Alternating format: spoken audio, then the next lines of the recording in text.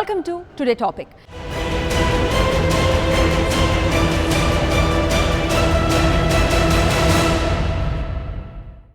ఎప్పుడో ఏప్రిల్ 11న తొలి విడతలో పోలింగ్ జరిగింది. ఇప్పుడు తుది విడతలో మే 19న 5 చోట్ల రీపోలింగ్ జరగబోతోంది. దీంతో చంద్రగిరి నియోజకవర్గం రాజకీయం రణరంగంలా మారింది. ఏపీలో ఓట్ల లెక్కింపు జరిగే రోజు కోసం అందరూ ఆసక్తితో ఎదురు చూస్తున్నారు. కౌంటింగ్ జాగ్రత్తలపై పార్టీలు తమ ఏజెంట్లకు శిక్షణ ఇస్తున్నాయి.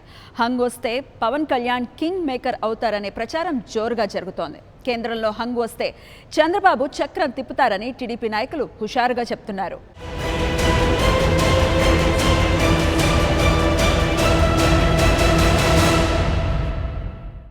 ఏపీలో మళ్లీ రాజకీయ ఉద్రిక్త వాతావరణం ఏర్పడింది. చిత్తూరు జిల్లా చంద్రగిరి నియోజకవర్గంలోని 5 పోలింగ్ కేంద్రాల్లో ఈ నెల 19న రీపోలింగ్ జరపాలని ఎన్నికల కమిషన్ నిర్ణయించడంతో కలకలం రేగింది.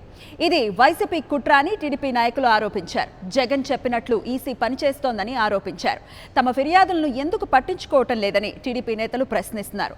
ఈ నేపథ్యంలో గురువారం రాత్రి ఇరు పార్టీల మధ్య ఘర్షణలు చెలరేగాయి. ఈ నిర్ణయంపై సీఎం చంద్రబాబు ఢిల్లీ స్థాయిలో నిరసన తెలిపారు.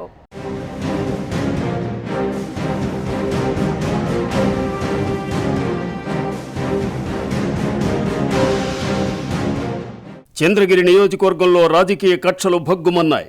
ఈ నియోజకవర్గంలోని 5 పోలింగ్ కేంద్రాల్లో ఈ నెల 19న రీపోలింగ్ జరపాలని కేంద్ర ఎన్నికల కమిషన్ ఆదేశించింది. వైసీపీ నాయకుల ఫిర్యాదు మేరకు ఈ నిర్ణయం తీసుకుంది. దీనిపై టీడీపీ నాయకులు అభ్యంతరం తెలిపారు. తమ ఫిర్యాదును ఈసీ పట్టించుకోలేదని, వైసీపీ ఆడించినట్టు ఈసీ ఆడుతోందని వారు ఆరోపించారు. సీఎం చంద్రబాబు కూడా ఎన్నికల కమిషన్ తీరుపై ఆగ్రహం వ్యక్తం చేశారు.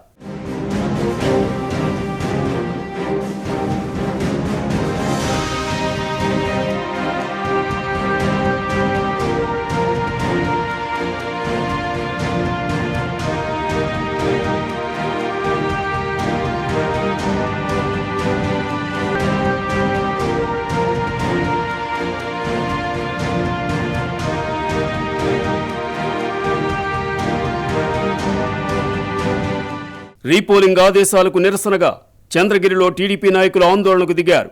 గురువారం రాత్రి రామచంద్రాపురం మండలం ఎన్ఆర్ కమ్మపల్లిలోని దళిత వాడలపై టీడీపీ వర్గీయులు దాడులు చేశారని వైసీపీ నేతలు ఆరోపించారు. కర్రలు, రాడ్లతో దాడి చేయడంతో 4 దళితులు గాయపడ్డారని చెప్పారు. వారిని పరామర్శించడానికి వెళ్లిన వైసీపీ ఎమ్మెల్యే చెవిరెడ్డి భాస్కర్ రెడ్డి పైన దాడికి ప్రయత్నం జరిగిందని ఆరోపించారు. ఘర్షణలతో ఆ గ్రామంలో పరిస్థితి ఉద్రిక్తంగా మారింది.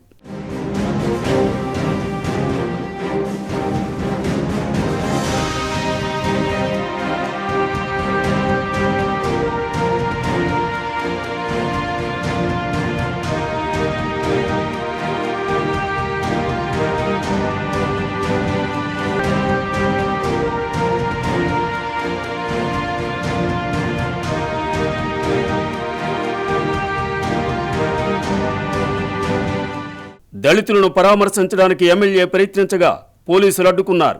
ఆయన మరో మార్గంలో గ్రామంలోకి వెళ్లడానికి ప్రయత్నించగా కొందరు టీడీపీ వర్గీయులు అడ్డుకున్నారు. ఆయన్ని అడ్డుకోవద్దని ఎస్పీ సూచించినా టీడీపీ వారు పట్టించుకోకపోవడంతో పరిస్థితి ఉద్రిక్తంగా మారింది. దీంతో ఎమ్మెల్యేని పోలీసులు అదుపులోకి తీసుకుని రేణిగుంట పోలీస్ స్టేషన్కు తరలించారు. గ్రామంలో పరిస్థితిని చక్కదిద్దడానికి పోలీసులు ప్రయత్నించారు.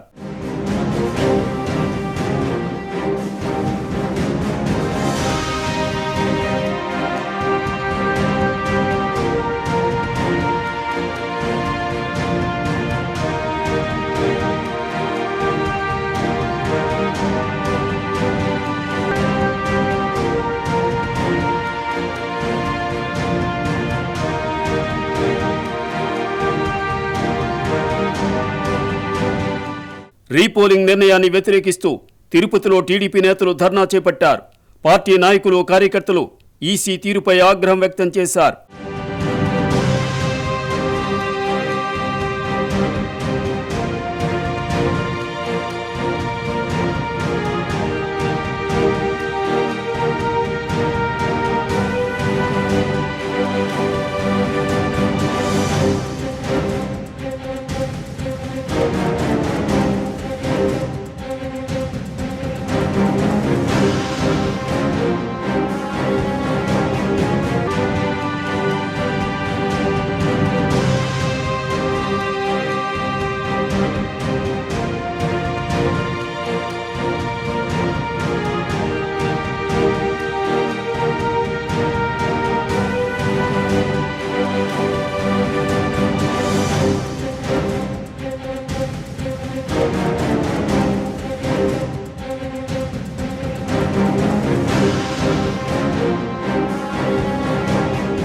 పోలీసుల ప్రయత్నంతో పరిస్థితి అదుపులోకి వచ్చినట్టు కనిపిస్తున్నా ఎప్పుడు ఏం జరుగుతుందో అనే ఆందోళన వ్యక్తమవుతోంది.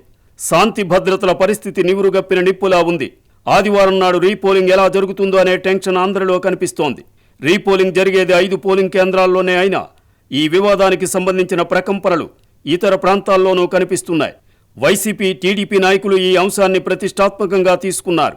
దీంతో మాటల యుద్ధం పెరిగింది. టీడీపీ నేతలు నేరుగా ఈసీ మీదే ఆరోపణలు చేస్తున్నారు. అయితే ఫిర్యాదులోని తీవ్రత కారణంగానే తాము ఈసీకి సిఫార్సు చేశామని సీఈఓ ద్వివేది స్పష్టం చేశారు. అయితే చీఫ్ సెక్రటరీ ఎల్వి సుబ్రహ్మణ్యం సలహా వల్లే ద్వివేది రీపోలింగ్కు ఆదేశించారనేది టీడీపీ నేతల ఆరోపణ. మరోవైపు చంద్రగిరి నియోజకవర్గంలోని వైసీపీ నాయకులు, కార్యకర్తలు షిరిడీకి వెళుతూ ప్రత్యేక రైల్లో మద్యం తాగారని, పేకాట ఆడారనే వివాదం కూడా రాజకీయంగా కలకలం రేపింది. ప్రస్తుతం దేశవ్యాప్తంగా 7 విడతలుగా లోక్సభ ఎన్నికలు జరుగుతున్నాయి. ఇందులో భాగంగా పార్లమెంటుతో పాటు ఏపీ అసెంబ్లీకి తొలి విడతలో ఏప్రిల్ 11న పోలింగ్ జరిగింది. చంద్రగిరిలో రీపోలింగ్ చివరి విడతలో మే 19న జరపాలని ఈసీ ఆదేశించింది. ఇదేం విడ్డూరమని టీడీపీ నేతలు మండిపడుతున్నారు.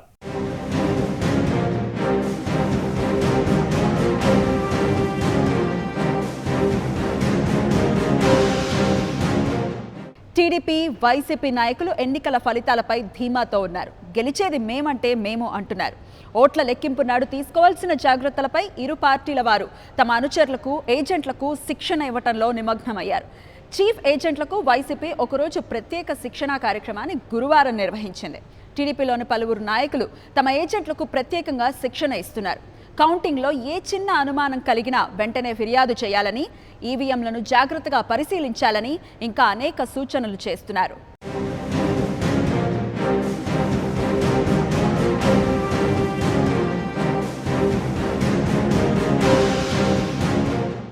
ఏప్రిల్ 11న పోలింగ్ ముగిసిన తరువాత ఈవీఎంలన్నీ స్ట్రాంగ్ రూమ్లకు చేరాయి. వాటికి 3 అంచెల భద్రత కల్పించారు. సీసీటీవీ నిఘా ఏర్పాటు చేశారు.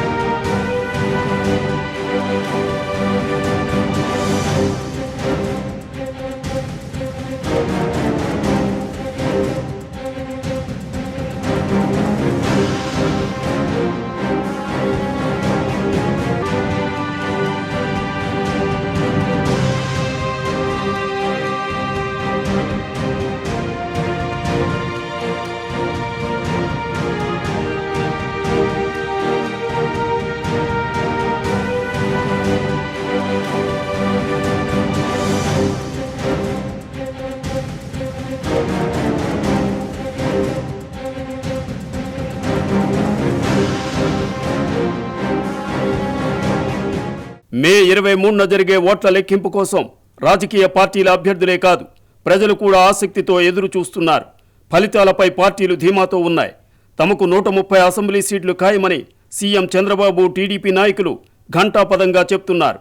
వైసీపీ నేతలు కూడా తాము ఘన విజయం సాధిస్తామని అంతే ధీమాను వ్యక్తం చేస్తున్నారు. జనసేన అధ్యక్షుడు పవన్ కళ్యాణ్ మాత్రం ప్రజల మార్పును స్వాగతించాలని, పాజిటివ్ రాజకీయాల కోసం ఓటు వేయాలని ఎన్నికల ప్రచార సమయంలో కోరారు. ఎన్ని సీట్లు గెలిచామనేది కాదు, మార్పు కోసం మన ప్రస్థానం కొనసాగుతూనే ఉంటుందని పార్టీ శ్రేణులకు దిశానిర్దేశం చేశారు. పోలింగ్ తరువాత విజయవాడలో ఆయన అభ్యర్థులతో భేటీ అయి పోలింగ్ సరళిని సమీక్షించారు.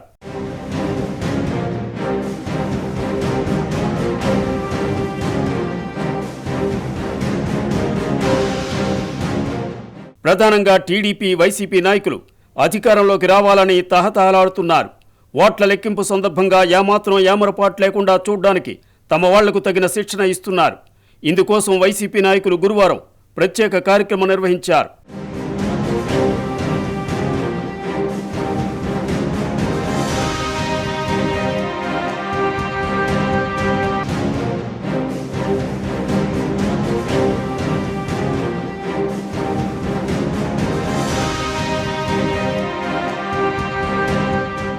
ఓట్ల లెక్కింపు సందర్భంగా అల్లర్లు జరిగే అవకాశం ఉందంటూ వైసీపీ శిబిరంలో ఇప్పటికే అనుమానాలు వ్యక్తమవుతున్నాయి. అనుకున్న విధంగా ఫలితాలు రాకపోతే టీడీపీ వారు అల్లర్లకు పాల్పడతారని జగన్ అనుచరులు ఆరోపిస్తున్నారు. టీడీపీ నేతలు ఈ ప్రచారాన్ని తిప్పికొడుతున్నారు. గెలిచేది సైకిల్ గుర్తేనని, దీన్ని జీర్ణించుకోలేక కౌంటింగ్ నాడు వైసీపీ వారు అల్లర్లకు పాల్పడే అవకాశం ఉందంటూ ఎదురుదాడి చేస్తున్నారు. ఓట్ల లెక్కింపు సందర్భంగా 3 అంచెల భద్రతతో కట్టుదిట్టమైన ఏర్పాట్లు చేస్తున్నారు. అల్లర్లకు సంబంధించి నిఘా వర్గాలు కూడా పోలీసులను హెచ్చరించాయని వైసీపీ నేతలు మీడియా ద్వారా ప్రచారం చేస్తున్నారు.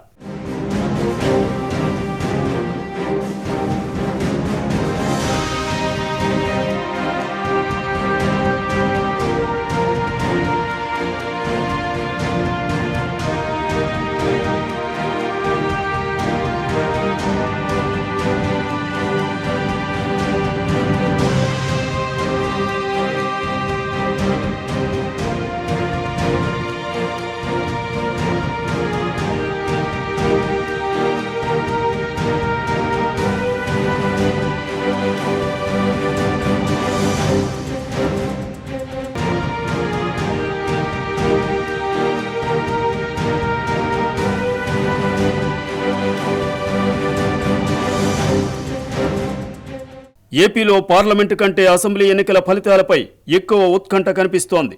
ప్రజల ఆసక్తిని గమనించి బెట్టింగ్ రాయుళ్లు రంగంలోకి దిగారు. భారీ స్థాయిలో వ్యవస్థీకృత బెట్టింగ్ జరుగుతోందని సమాచారం. టీడీపీ మళ్లీ అధికారంలోకి వస్తుందని, లేదు వైసీపీయే గెలుస్తుందని భారీగా బెట్టింగ్ను ప్రోత్సహిస్తున్నారు. ఈ 2 పార్టీల నాయకులు, అభిమానులు భారీగా బెట్టింగ్ చేస్తున్నారు. కొన్ని చోట్ల కీలక అభ్యర్థుల గెలుపు ఓటములపైన బెట్టింగ్ జరుగుతోంది. బెట్టింగ్ ముఠాతో సంబంధం లేకుండా కొన్ని చోట్ల ఔత్సాహికులు తమ బంధుమిత్రులతో సరదాగా పందెం కాస్తున్నారు. దీంతో ఓట్ల లెక్కింపు జరిగే క్షణాల కోసం అభ్యర్థులతో పాటు బెట్టింగ్ చేసిన వారు కూడా ఎంతో ఆతృతగా ఎదురు చూస్తున్నారు.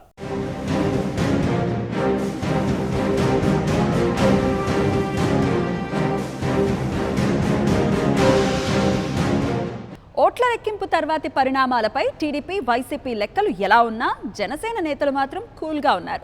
మార్పు కోసం రాజకీయాల్లోకి వచ్చానని, ఎన్ని సీట్లు అనేది తనకు ముఖ్యం కాదని పవన్ కళ్యాణ్ ఇప్పటికే స్పష్టం చేశారు. అయితే ఓట్ల లెక్కింపు తర్వాత జనసేన కీలకం కాబోతోందనే అంచనాలు వినిపిస్తున్నాయి. ఏపీలో హంగ్ అసెంబ్లీ రావచ్చనే అంచనాలతో అందరి చూపు జనసేన వైపు మళ్లింది. హుందాతనంతో రాజకీయం చేయొచ్చని ఇప్పటికే రుజువు చేసిన పవన్ కళ్యాణ్ హంగ్ వస్తే ఎలా స్పందిస్తారనే చర్చ జరుగుతోంది.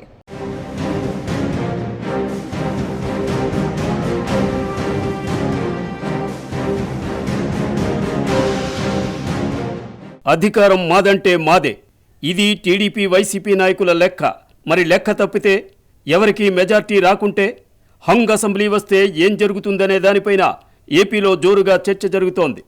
పోలింగ్ సరళిని బట్టి పార్టీలన్నీ ఫలితాలపై ఒక అంచనాకు వచ్చాయి. అయితే ప్రజల నాడి పక్కాగా తెలుసుకోలేకపోతే ఫలితాలు ఎలా ఉంటాయో అనే అనుమానం వ్యక్తమవుతోంది. అనూహ్యంగా హంగ్ అసెంబ్లీ ఏర్పడితే అప్పుడు ఎవరికి పిలుపు వస్తుందనేదే ఇప్పుడు హాట్ టాపిక్.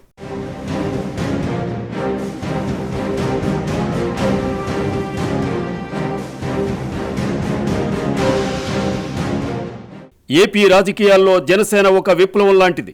తిట్ల రాజకీయాలకు బదులు హుందాతనంతో కూడా పాలిటిక్స్ సాధ్యమే అని పవన్ కళ్యాణ్ ఇప్పటికే నిరూపించారు. రాజకీయాలకు డబ్బు అవసరం లేదంటూ కుల మతాలకు అతీతంగా ఆయన వ్యవహరిస్తున్నారు. ఈ కొత్తదనమే ప్రజలకు ప్రధాన ఆకర్షణగా మారింది. ప్రజల్లో ఆలోచన మొదలైంది. అదే మార్పుకు నాంది అనేది పవన్ కళ్యాణ్ నమ్మకం. మార్పు కోసం ప్రయాణమనేది నిరంతరం సాగుతుందని, అది ఒక ఎన్నికలతో ఆగేది కాదని ఆయన ఇదివరకే చెప్పారు. తాను ఒక్క ఎన్నికల కోసం రాలేదని, యువతకు 25 ఏళ్ల భవితను ఇవ్వడానికి వచ్చారని చెప్పారు. అధికారం కోసం కక్కుర్తి పట్టం, అడ్డదారి తొక్కడం పవన్ విధానాలకు విరుద్ధం. అందుకే ఎక్కడ ఆయన ఈ విపరిణామాలను ప్రోత్సహించలేదు.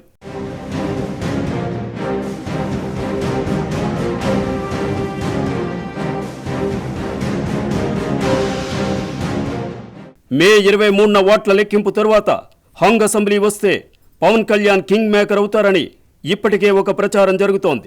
కొన్ని మీడియా సంస్థలు ఇదే అంశాన్ని ప్రస్తావిస్తున్నాయి. పరిశీలకులు, ప్రజల్లోనూ ఇదే అభిప్రాయం వినిపిస్తోంది. హంగ్ వస్తే కింగ్ మేకర్ పవన్ కళ్యాణే అనే టాక్ ఏపీ అంతటా వినిపిస్తోంది.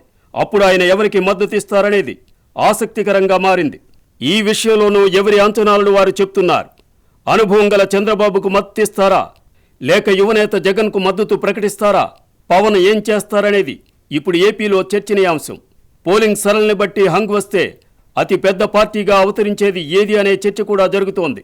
టీడీపీకి ఎక్కువ సీట్లు వస్తే ఏం జరుగుతుంది, వైసీపీ అతి పెద్ద పార్టీగా అవతరిస్తే ఏమవుతుందనే అంచనాలు జోరుగా వినిపిస్తున్నాయి.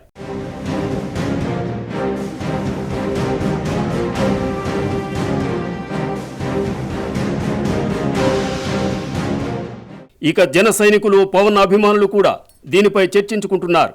హంగ్ వస్తే తమ నాయకుడు ఏపీ ప్రయోజనాలను దృష్టిలో పెట్టుకుని నిర్ణయం తీసుకుంటారని, వ్యక్తిగత ప్రయోజనాల కోసం ఆయన ఏదీ చెయ్యరని చెప్తున్నారు. జనసేన మద్దతిచ్చే పార్టీకే అధికారం దక్కే పరిస్థితి వస్తే అప్పుడు పవన్ నిర్ణయం కోసం 5 కోట్ల మంది ఆంధ్రులు ఉత్కంఠతో ఎదురుచూసే పరిస్థితి ఏర్పడవచ్చునని పరిశీలకులు భావిస్తున్నారు.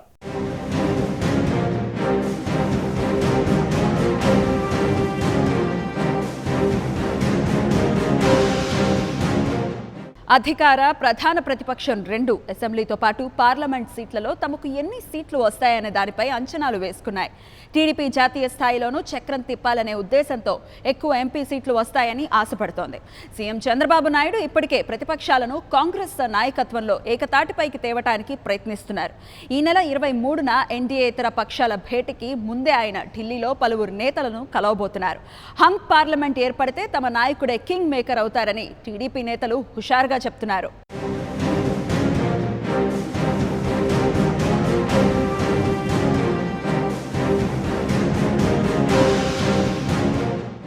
ఏపీలో జమిలీ ఎన్నికలు జరిగాయి. సీఎం చంద్రబాబు నాయుడు అసెంబ్లీ ఎన్నికలతో పాటు పార్లమెంటు ఎన్నికల్లోనూ టీడీపీ ఎక్కువ సీట్లు గెలుస్తుందని ఆశిస్తున్నారు. ప్రధానమంత్రి నరేంద్ర మోదీ అంటేనే బాబు అగ్గి మీద గుగ్గిలమవుతున్నారు. ఎన్నికల ప్రచార సమయంలో బాబు, మోదీ మధ్య మాటల యుద్ధం నడిచింది. వ్యక్తిగత దూషణలు కూడా చోటు చేసుకున్నాయి. చంద్రబాబు ఎన్నికల ప్రచారంలో ప్రతిపక్ష నాయకుడు జగన్ కంటే ప్రధాని మోదీపై విమర్శలకే ఎక్కువ సమయం వెచ్చించారు.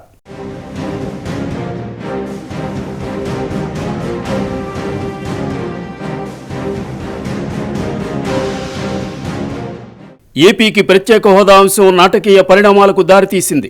హోదాకు బదులు ప్యాకేజీ ఇస్తామనే కేంద్ర ప్రభుత్వ ప్రతిపాదనకు మొదట బాబు ఓకే చెప్పారు. ప్రధానికి ధన్యవాదాలు తెలిపారు. కానీ ప్రతిపక్షాలన్నీ హోదా డిమాండ్కే కట్టుబడి ఉండటంతో బాబు యూటర్న్ తీసుకున్నారు. బీజేపీతో తెగదెంపులు చేసుకున్నారు. అప్పట్నుంచి మోదీ పేరు వింటేనే ఆగ్రహంతో ఊగిపోతున్నారు. ఈసారి ఎట్టి పరిస్థితుల్లో బీజేపీ అధికారంలోకి రావద్దనేది చంద్రబాబు పంతం. ముఖ్యంగా మోదీ మళ్లీ ప్రధాని కాకుండా అడ్డుకోవడానికి బాబు సాయశక్తులా ప్రయత్నించడానికి ఇప్పటికే సిద్ధపడ్డారు. అందుకోసం కాంగ్రెస్తో కూడా చేతులు కలపడానికి సిద్ధపడి విమర్శలు ఎదుర్కొన్నారు. అయినా సరే మోదీపై కోపంతో కాంగ్రెస్కు ఆప్తమిత్రుడిగా మారారు. కాంగ్రెస్ తరపున విపక్షాలను ఏకతాటిపైకి తేవడానికి ఇప్పటికే చాలామంది నాయకుల్ని కలిశారు.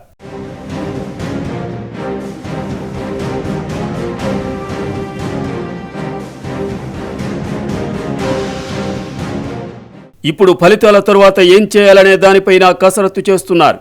ఈ నెల 23న ఎన్నికల ఫలితాలు వెలువడేనాడే సోనియా గాంధీ సమావేశాన్ని నిర్వహించబోతున్నారు. ఢిల్లీలో జరిగే ఈ భేటీకి ఎన్డీఏతర పార్టీలన్నింటినీ ఆహ్వానించారు. ఇందులో బాబు కీలక పాత్ర పోషించే అవకాశం ఉంది. ఇందుకోసం ఆయన శుక్రవారమే బయలుదేరి ఢిల్లీ వెళ్లారు.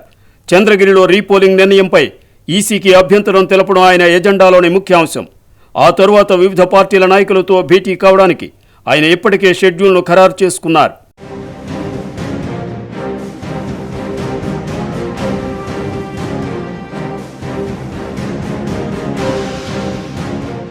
కేంద్రంలో బీజేపీకి 150కి మించి ఎంపీ సీట్లు రావనేది విపక్షాల అంచనా. కాంగ్రెస్ 125 సీట్ల దాకా గెలుచుకుంటుందని చంద్రబాబు భావిస్తున్నారు.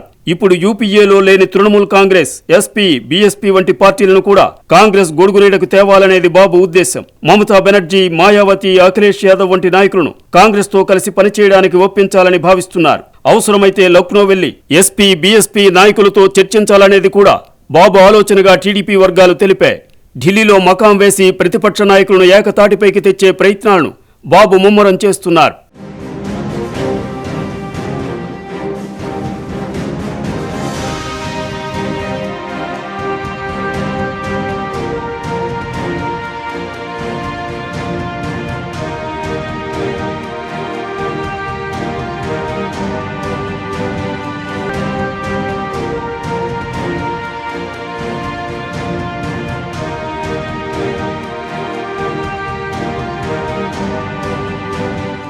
హంగ్ పార్లమెంటు ఏర్పడితే బీజేపీకి తొలి అవకాశం ఇవ్వకుండా ఏం చేయాలనే దానిపై 23 నాటి సమావేశంలో చర్చిస్తారు.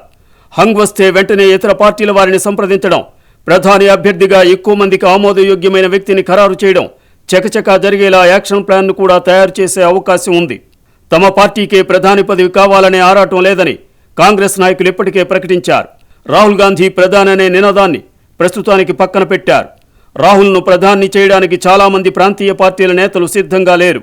దీంతో ఆయన పేరు వల్ల విపక్షాల ఐక్యత దెబ్బతినకుండా ఈ నిర్ణయం తీసుకున్నారు. ఏదో ఒక ప్రాంతీయ పార్టీ నేతను ప్రధాని చేయడానికి అభ్యంతరం లేదని కాంగ్రెస్ క్లారిటీ ఇచ్చింది. మోదీ మరోసారి ప్రధాని కాకుండా అడ్డుకోవాలనేది విపక్ష నేతలందరి ఏకాభిప్రాయం.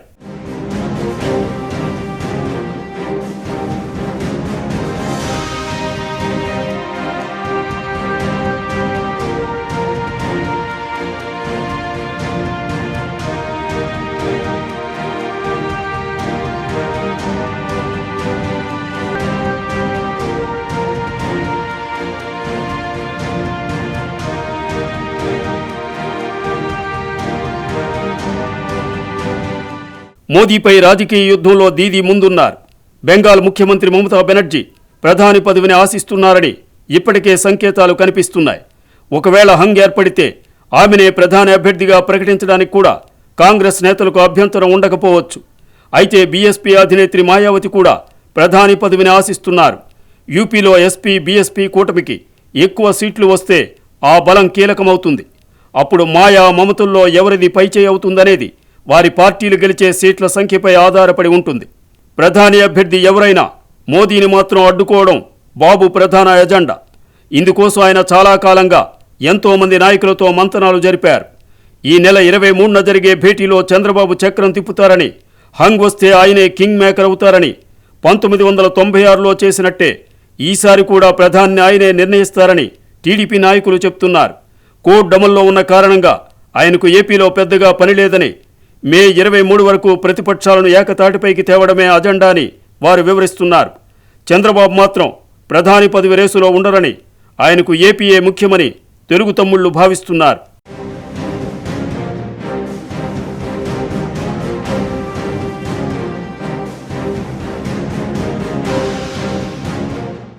రీపోలింగ్ రగడ ఓ వైపు కొనసాగుతోంది. ఓట్ల లెక్కింపు ప్రక్రియ కోసం పార్టీలన్నీ సిద్ధమవుతున్నాయి. ఏపీలో హంగ్ వస్తే పరిస్థితి ఏంటనే చర్చ జరుగుతోంది. కేంద్రంలో హంగ్ వస్తే చక్రం తిప్పడానికి చంద్రబాబు సిద్ధమవుతున్నారు.